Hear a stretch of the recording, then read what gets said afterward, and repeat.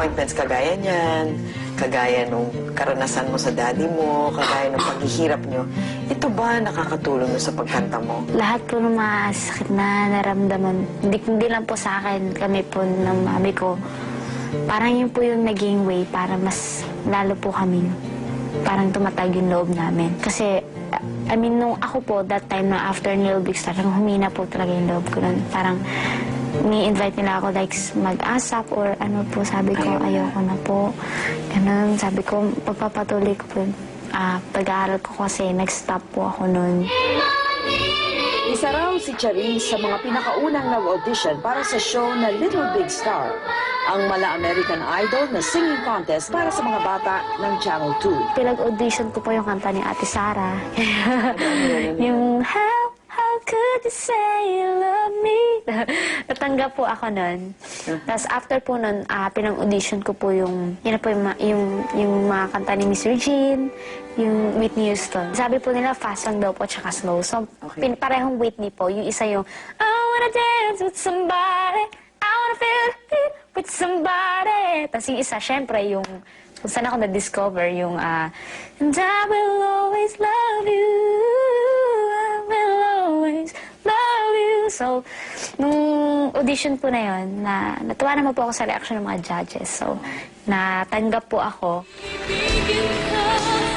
Sanay manalo sa mga sinasalihang amateur singing contest sa probinsya, hindi inasahan ni Charisse ang kinahinatnan ng una niyang sabak sa Little Big Star. Natalo po ako. And noong pong time na natalo ako, sabi ko, mami, ayoko na pong bumalik. Veterano ka sa 80, tapos na-discourage ka dun sa isa? Po kasi syempre parang TV and exposure ko po yun. So parang naisip ko lang, parang sobra po ako na-depress na halos isang linggo po ako nakatulog. Nakatulog kasi syempre po hindi po ako parang binigay ko naman yung best ko. Pinababalik siya ng TV show para maging wild card contestant. Ayaw na ni Charisse. Sabi ni mami, sige na, pumasok ka na dyan sa wildcard. Kung ikay matalo, di okay na. Basta ikay tinuloy mo yung wildcard. Ganyan si mami.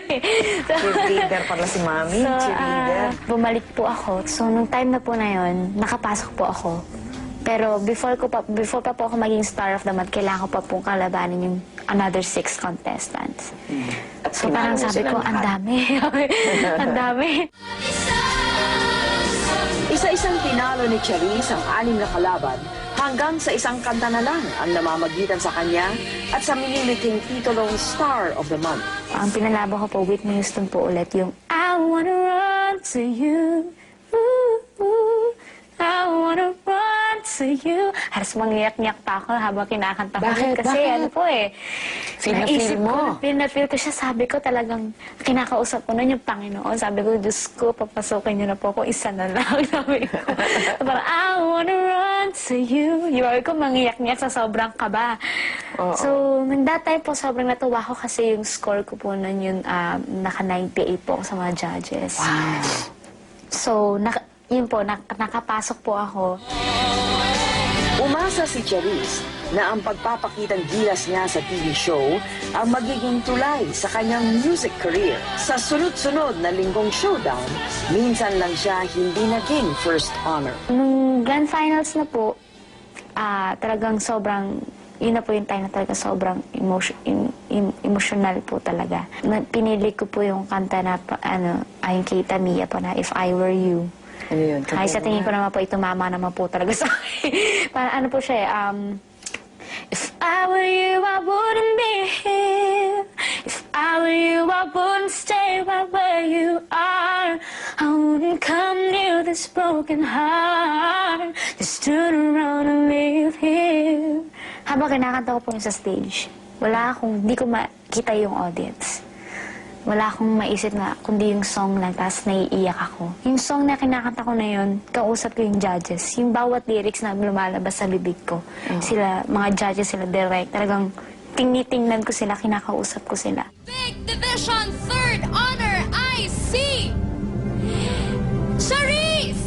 Pero third place lang si Charisse. Mukha ko nun talaga parang na-shock na nakangiti ako pero yung isip ko talaga sobrang ang sakit-sakit. Sabi ko kay mami, pwede na po ba akong umiyak? Tapos umiyak po. Sabi ni mami, sige pero saglit lang. Iyak po ako na iyak. Halos yung hawak ko sa damit ni mami nakaganyan. Nilabas ko po talaga yung sakit ng dibdib ko. Iyak ako ng iyak. Sabi ni mami, oh, dyan na si Sam, tama na. Puras ako lang. Congratulations! Sinabi ko sa kanya na huwag ka muna susuko, malay mo kung hindi ka dito. Kasi po sumuko na po siya noon eh. Ayaw niya na po mag-guess sa mga asap. Gusto niya na lang daw mag-focus sa pag-aaral. Sabi ko sa'yo, Charis, eto na yung sinasabi ko sa'yo na kung hindi ka man papalarin dito sa lugar natin, baka palarin ka sa ibang bansa. Anong year po pinost yung video ni Jack? Nagdilang anghel si Raquel. Isang video ni Charis ang in-upload ng isang fan sa YouTube. Nagka-interes ang isang recording studio sa Sweden. Napunta po ako ng Sweden. Tapos po, nag-record po ako ng mga songs. Pag uwi ko sa Philippines, hindi naman po talaga ako umasa na may mangyayaring big break po talaga. So, ulit na naman ako sa pagiging